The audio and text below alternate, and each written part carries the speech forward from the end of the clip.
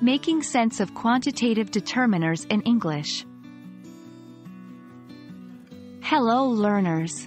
Welcome back to our English language learning series. Today we are going to delve into an exciting aspect of English grammar: quantitative determiners. We will not only define what they are, but we'll also discuss their functions in sentences. Let's begin. Quantitative determiners are words that provide information about the amount or quantity of the noun. These can include words like all, few, many, and several, among others. Remember, quantitative determiners always come before the noun in the sentence.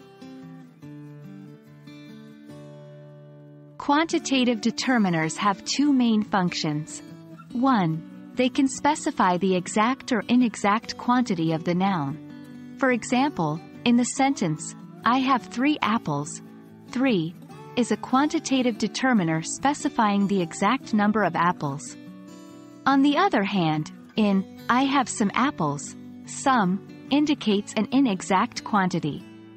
2. They can also express the proportion of a whole that a certain quantity represents. For instance, in he ate most of the pizza, most tells us about a large proportion of the whole pizza. Now let's see these determiners in action. Here are some examples.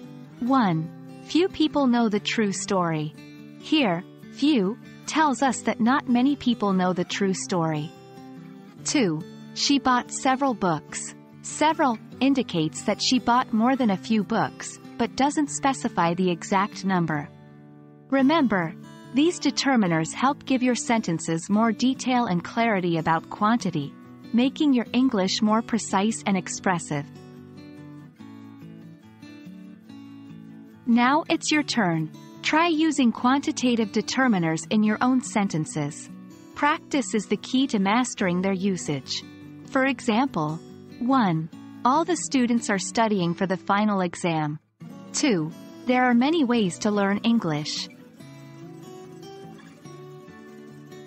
And that's a wrap on quantitative determiners.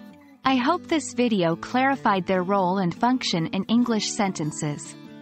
Remember, the more you practice, the better you'll get at using them correctly. Thanks for watching, and keep up your amazing language learning journey.